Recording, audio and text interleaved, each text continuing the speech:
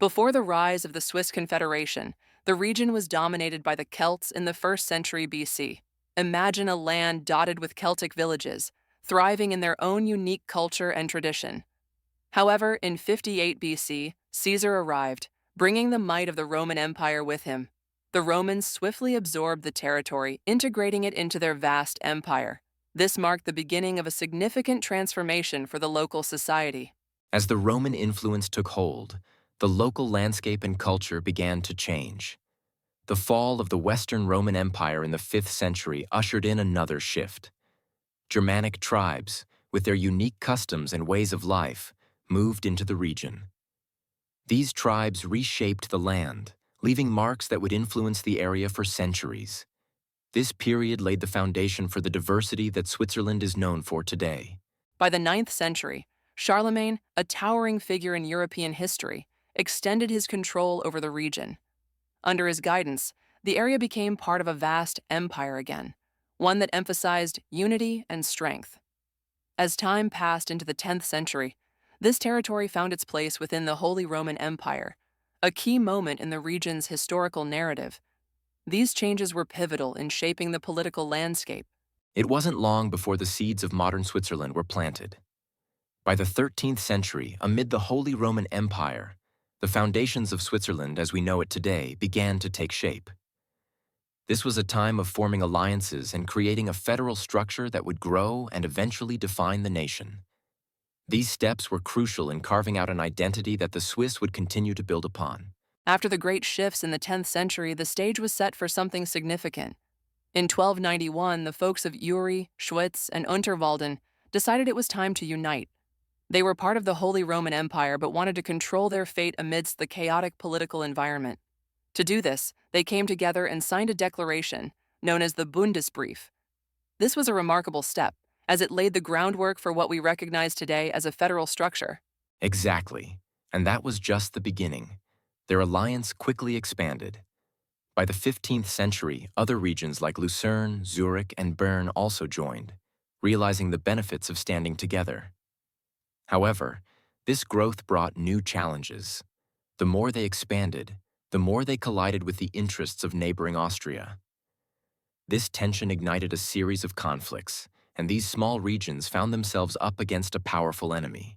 Indeed, Austria was a formidable opponent, and the threat was very real. By mid-14th century, violence was brewing, and the Swiss Confederation found itself in a series of wars with Austria. The Battle of Sempach in 1386 was a defining moment. Here the Swiss showed remarkable courage and strategy, leading them to win a significant victory over the much stronger Austrian forces. This was not just a military win, but a boost to the morale of the Confederation. The momentum continued with another victory at the Battle of Naples in 1388. These triumphs were more than just battles won. They solidified the presence of the Swiss in the region. Austria had to take note and recognize the growing strength of the Confederation. The Swiss success in these battles played a crucial role in establishing their reputation, not only as fierce warriors of their time, but also as a serious political entity. Let's dive into the time when Swiss independence took a big step forward. Charles the Bold, a powerful leader of Burgundy, was making moves that worried Switzerland. His plans to expand threatened many, and Switzerland was in no mood to sit back and watch. So they decided to go to war against Burgundy in October 1474 to stop him in his tracks. Yes, and it was a bold move that paid off. The Swiss showed their strength by winning at the Battle of Haraucourt and later at the Battle of Morat. These victories showcased their determination and skills. Charles's ambitious plans came to an end at the Battle of Nancy in January 1477. With his death, Burgundy's territories were divided between France and Austria, reducing the threat. These battles did much more than just stop Burgundy. They also improved Switzerland's reputation. By showing their strength and unity, they began to distance themselves from the influence of the Holy Roman Empire. This wasn't the end of their journey, but it was a significant step toward greater independence, helping the Swiss carve their own path. Exactly. When Emperor Frederick III invited the Swiss to join the Swabian League in 1488, they said no. This decision challenged the emperor's authority and increased the tension. It was a clear sign that the Swiss were ready to make their own choices and weren't afraid to stand up to powerful leaders. This move further strained their relations with the empire. Let's pick up the story with Emperor Maximilian III in the spotlight. He was trying to pull the Swiss Confederation tighter under the Holy Roman Empire. He introduced tax reforms and wanted a new court system to strengthen his power. The Swiss, however, saw these moves as a threat to their way of governing. They believed they had a strong military already and didn't see the need for external taxes or courts. That's right. The proposals were a big issue for the Swiss. So, in 1499, tensions boiled over into a full-blown conflict. Switzerland found itself at war, facing Austria and the Swabian League, both powerful adversaries. Despite the odds, Swiss forces managed to come out on top in significant battles, proving their strength and unity once again. The war wasn't easy for the Swiss, but their triumph was significant. It culminated in the Treaty of Basel in September 1499. This agreement marked a turning point as it recognized Switzerland's independence in practical terms. Maximilian had to give up on implementing those tax reforms and court proposals over the Swiss. This situation gave Switzerland much more control over its own affairs. Following their victory, Switzerland wasn't just left to celebrate.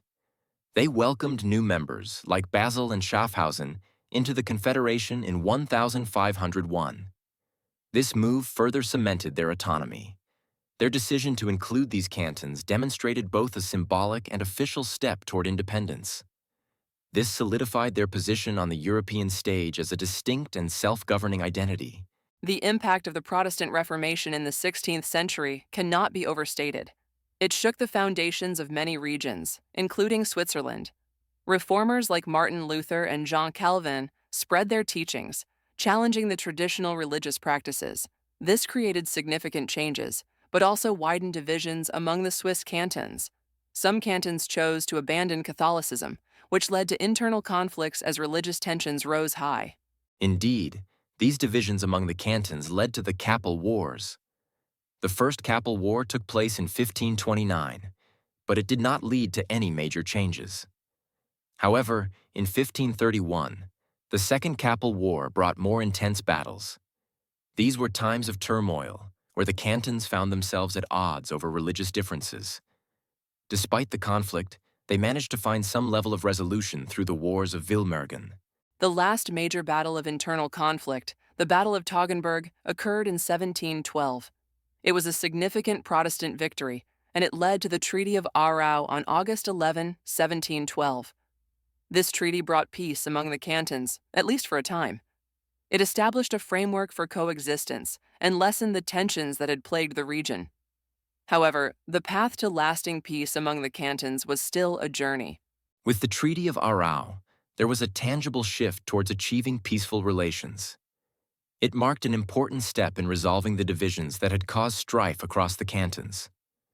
Though religious differences remained, the treaty helped to stabilize the region.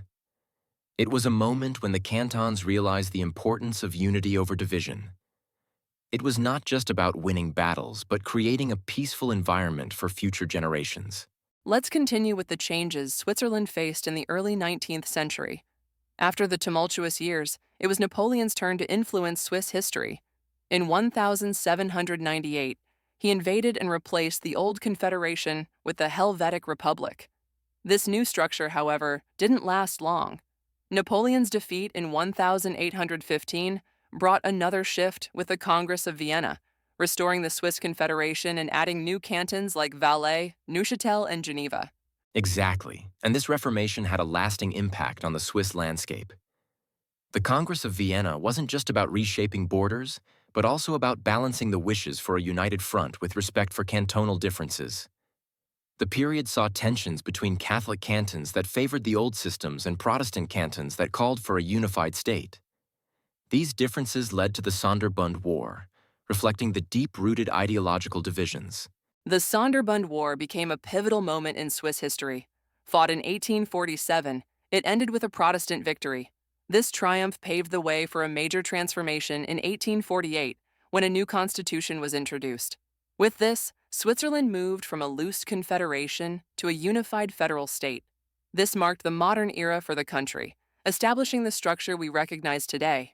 With the 1848 Constitution, Switzerland embraced a system that balanced local autonomy with a cohesive national identity.